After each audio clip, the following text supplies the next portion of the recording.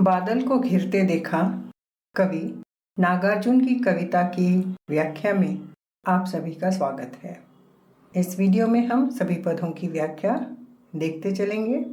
पहला पद है, अमल धवल गिरी के शिखरों पर बादल को घिरते देखा है, छोटे छोटे मोती जैसे उसके शीतल तुहीन कणों को मानसरोवर के उन स्वर्णिम कमलों पर गिरते देखा है, बादल को घिरते देखा है। तो प्रसंग आप यहाँ देख रहे हैं। इसे यह प्रसंग, संदर्भ, व्याख्या, विशेषता और शब्दार्थ हम सिर्फ पहले पद की व्याख्या में देखेंगे। उसके बाद आप अपने आप समझते चले जाएंगे।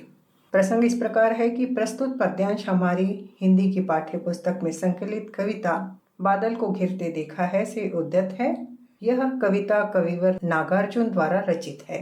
इस कविता में कवि ने हिमालय पर्वत की स्वच्छ, निर्मल और बर्फ से ढकी चोटियों पर घिरते बादल का वर्णन किया है। तो इसका संदर्भ इस प्रकार है कि कवि ने बादल के कोमल रूप का वर्णन करते हुए ओस की बूंदों का यथार्थ चित्रण किया है। व्याख्या है, कवि कहते हैं कि मैंने हिमालय पर्वत की स्वच्छ, निर्मल और बर्फ की सफेद चादर से ढकी चोटियों पर बादल को घिरते देखा है। हिमालय की ऊंची सफेद चोटियों पर बादल से वर्षा ऐसे होती है मानो ओस की बूंदें बरस रही हो। फिर ये ओस की बूंदें मानसरोवर झील में खिले सुंदर कमल के पत्तों पर गिरती हैं। मैंने बादलों से गिरती ओस की बूंद को स्वयं देखा है। विशेषता है, कवि ने हिमालय की सफेद चोटियों का वर्णन किया है, प्राकृतिक वर्णन है। और साथ ही आप शब्दार्थ भी देख रहे हैं। तो यह हमने फॉर्मेट के आधार पर प्रथम पद की व्याख्या कर दी है। उसके बाद हम केवल व्याख्या देखते चलेंगे। दूसरे पद का संदर्भ है कि कवि ने झीलों का और हंसों का स्वाभाविक वर्णन किया है। व्याख्या है, कवि कहते हैं कि मैंने देखा है कि हिमालय पर्वत की ऊंची चोटियों पर अनेक छोटी बड़ी झीलें हैं। इन झीलों के स्वच्छ एवं निर्मल नीले जल में समतल देशों में रहने वाले पक्षी विचरण करते हैं, घूमते हैं। जब समतल देशों में वर्षा ऋतु में गर्मी पड़ती है तो उमस पैदा हो जाती है, ह्यूमिडिटी पैदा हो जाती है। इसी ह्यूमिडिटी, उमस से बचने के लिए ये पक्षी हिमालय की झीलों की ओर चले आते हैं और साथ ही इन पक्षियों के साथ साथ स्थानीय पक्षी हंस भी झील में खिले कमलों की नाल के कड़वे और मीठे तंतुओं को खाते हैं। कवि फिर से कहते हैं कि मैंने इन पक्षियों के साथ हंसों को भी झीलों में तैरते देखा है, बादलों को भी घिरते देखा है। अगले पद की व्याख्या है, कवि कहते हैं कि हिमालय की ऊंची स्वर्णिम चोटियों के बीच मानसरोवर झील है। वसंत ऋतु में उदय होते सूर्य की स्वर्णिम किरणें बर्फ की सफेद चादर से ढकी चोटियों पर पड़ती हैं। मंद मंद गति से हवा चल रही है। इस सुंदर एवं स्वच्छ वातावरण में चकवा और चकई, जो सारी रात अलग अलग रहते हैं, उन्हें एक दूसरे से रात भर अलग अलग रहने का सदा से अभिशाप है। परंतु सुबह होते ही उन बेबस और व्याकुल चकवा और चकई की विरह चीखें बंद हो जाती है। कवि कहते हैं कि मैंने चकवा चकई को हिमालय स्थित मानसरोवर के किनारे शैवाल की हरी चादर पर प्यार भरी छेड़छाड़ करते देखा है। अर्थात रात भर विरह वेदना से ऊब कर सुबह जब दोनों मिलते हैं तो वे एक दूसरे के साथ छेड़छाड़ और प्यार भरी क्रीड़ाएं करते हैं। अगला पद है कि इसमें हिमालय पर्वत पर बादलों के घिरने और बरसने का वर्णन किया है। व्याख्या है, हिमालय पर्वत में स्थित सैकड़ों हजारों फुट की ऊंचाई पर गहरी और दुर्गम कठिन बर्फीली घाटी में अनेक प्रकार के फूलों की सुगंध सी बिखरी हुई है। चारों ओर सुगंधमय वातावरण है। हिरण, जिसके पास स्वयं कस्तूरी की सुगंध होती है, वह इस नशीली सुगंध के पीछे पीछे दौड़ रहा है तथा ऐसा लगता है जैसे बेचैन होकर इसी वातावरण में अपने ही ऊपर चिढ़ रहा हो। यह सारा घटनाक्रम मैंने अपनी आंखों से देखा है। अगला पद है, इसमें बादल की भीषणता और भयावहता का वर्णन किया है। व्याख्या है, मैंने कालिदास के मेघदूत में पढ़ा है कि धन के देवता कुबेर की अलका नगरी हिमालय में स्थित है, परंतु बादलों के बीच में कुबेर और उसकी अलका नगरी कहीं खो गई है। अर्थात घिरे बादलों ने कुबेर और उसकी नगरी को जैसे छुपा दिया है। मेघदूत में कालिदास अतिशयोक्तिपूर्ण वर्णन करते हैं कि ऐसा लगता है जैसे गंगा जल आकाश में चक्कर काट रहा है, परंतु कवि को बहुत ढूंढने पर भी कुबेर न मिला, न उसकी अलका नगरी, और मेघदूत भी कहीं छुप गया ऐसा लगता है। इसका पता कौन बता सकता है? शायद कालिदास के मेष भी यहीं पर बरस गए होंगे। चलो जाने दो।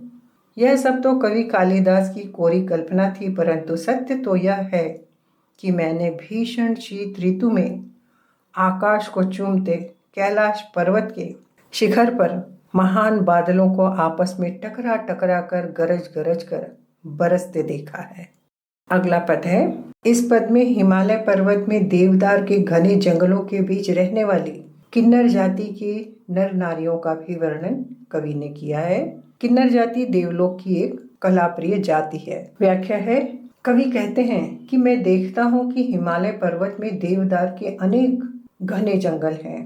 पर्वत की चोटियों से 100-100 बड़े झरने देवदार के इन्हीं जंगलों में कल कल की आवाज करते बहते रहते हैं। इन जंगलों के बीच ही किन्नर जाति के लोग लाल और सफेद भोजपत्रों से कुटिया बनाकर रहते हैं। किन्नर जाति की औरतें अपने बालों में रंग बिरंगे सुगंधित फूलों को सजाए हुए हैं। उन्होंने अपने सुंदर एवं शंखों के समान सुघड़ गले में नीलम पत्थर की मालाएं डाली हुई हैं। कानों में नील कमल लटक रहे हैं।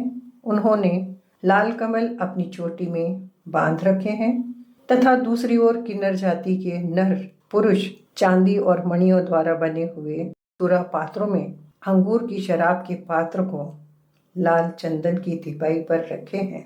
वे बाल कस्तूरी मृगों की मुलायम और गर्म खालों पर पालथी मारकर बैठे हैं। उनकी आंखों में शराब का नशा छाया हुआ है। कवि कहते हैं कि मैंने मदमस्त आंखों वाले इन किन्नर जाति के नर नारियों को अपनी कोमल और मनोहर अंगुलियों से बांसुरी बजाते देखा है। मैंने बादल को घिरते देखा है। तो प्रश्न पत्र में आपको सबसे पहला प्रश्न आता है। प्रश्न 1, एक शब्द या वाक्य में उत्तर लिखिए। 10 × 1 = 10। एक अंक के लिए 10 प्रश्न दिए जाएंगे। 10 प्रश्नों के उत्तर एक शब्द, वाक्यांश या वाक्य में लिखना है। अगर आपके उत्तर एक शब्द लिखने से पूरा होता है तो आपको वाक्य लिखने की आवश्यकता नहीं है। और साधारणतः पहले प्रश्न में ऐसे ही प्रश्न बनाए जाते हैं जिनके उत्तर केवल एक शब्द में होते हैं। तो यहाँ आप देख रहे हैं कि किस प्रकार से प्रश्न बनाए गए हैं और उनके उत्तर क्या हैं, और ये सभी संभावित प्रश्न हैं। इनके अतिरिक्त भी आपको परीक्षा में प्रश्न पूछे जा सकते हैं। यह केवल आपको अच्छी तरीके से समझ में आ जाए, इसके लिए यह प्रश्न बनाए गए हैं। तो आप देख रहे हैं कि उनके उत्तर किस प्रकार लिखना है। प्रश्न पत्र में दूसरा प्रश्न आता है। ससंदर्भ व्याख्या कीजिए। कोई 2 × 7 = 14।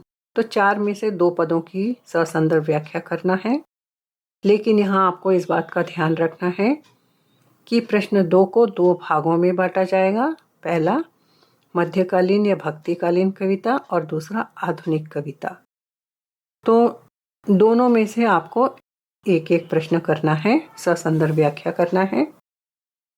जैसे कबीरदास के दोहे, रहीम के दोहे, मीराबाई के पद, तुलसीदास के दोहे, इस प्रकार, या बिहारी के दोहे, वृंद के दोहे, इस प्रकार मध्यकालीन कविता में से ससंदर्भ व्याख्या होगी। लेकिन दोनों की ही फॉर्मेट एक जैसा रहेगा।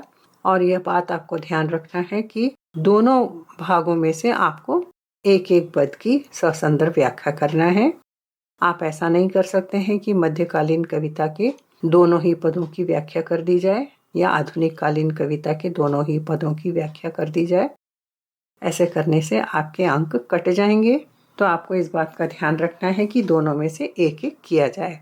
लेकिन फॉर्मेट एक ही रहेगा, समान रहेगा। तो यहाँ आप फॉर्मेट भी देख रहे हैं। पहला पद होता है संकेत, जिसके लिए पहला पद का पहला शब्द बीच में डैश डैश करके अंतिम शब्द, जिससे यह अच्छे से समझ में आ जाए कि आप कौन से पद की व्याख्या कर रहे हैं। और उसके बाद आप देख रहे हैं स्क्रीन पर फॉर्मेट बना दिया गया है।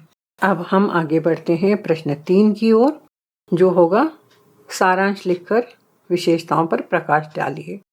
कोई दो 15 × 2 = 30। तो यहाँ पर आपको कविता का नाम लिया जाएगा, जिसकी आपको सारांश लिखकर विशेषताएं लिखना होगी।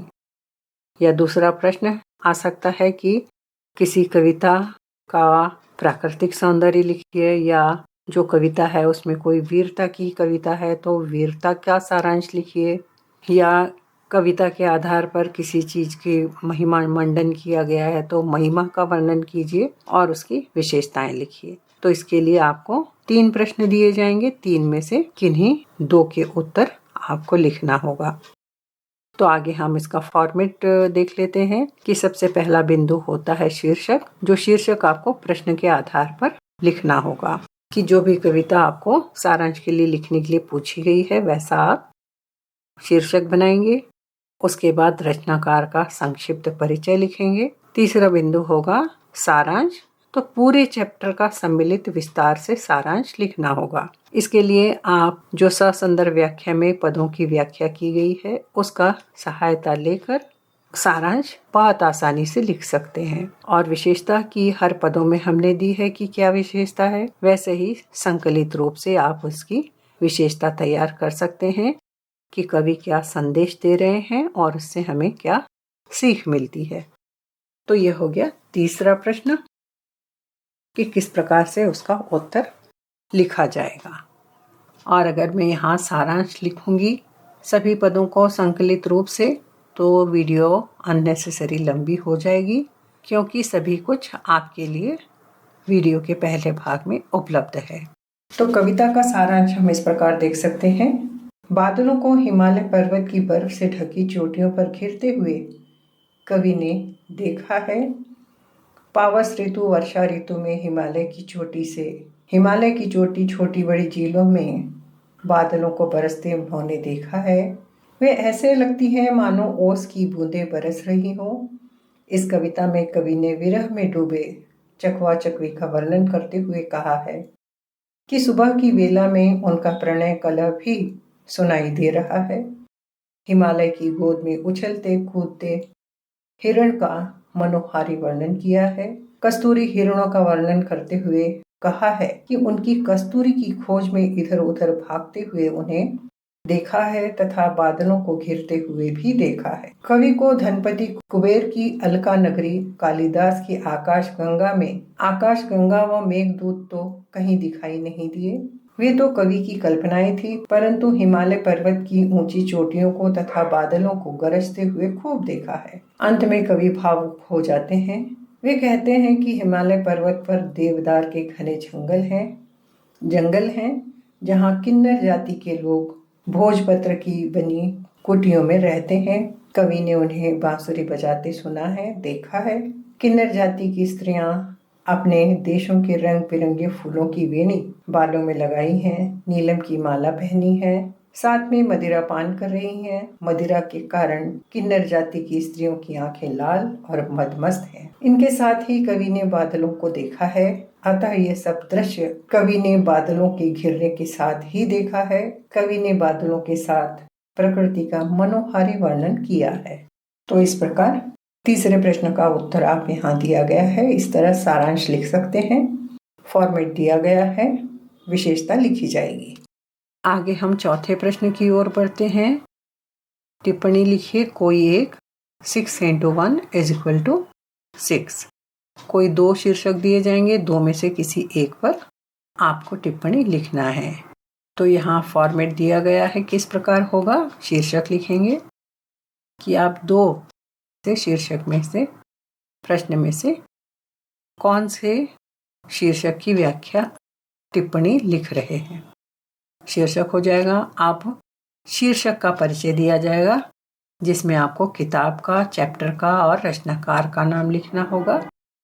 और अगला बिंदु होगा टिप्पणी या शॉर्ट नोट। तो आपको 6 मार्क्स के लिए लिखना होगा मुख्य मुख्य बातें। कई बार ऐसे भी शीर्षक दे दिए जाते हैं जिसमें बहुत कुछ लिखने के लिए हमारे पास मटेरियल होता है, लेकिन हमें यहाँ इस बात का ध्यान देना होता है कि 6 अंक के लिए ही है, तो हमें 2 पेज 2.5 पेज भर भर के लिखने की आवश्यकता नहीं है, क्योंकि ये प्रश्न ही सिर्फ 6 मार्क्स के लिए। आप कितना भी लिख देंगे तो 6 से ज़्यादा आपको नहीं मिलेंगे, तो इस बात का हमें ध्यान रखना है। तो ये आपको चौथा प्रश्न समझ में आ गया होगा।